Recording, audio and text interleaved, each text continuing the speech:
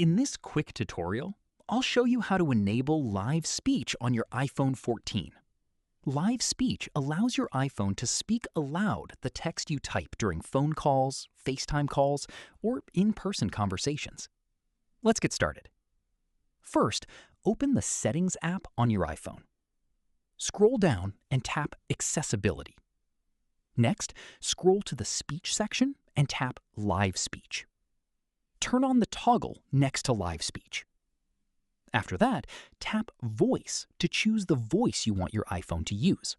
If needed, download a voice before selecting it.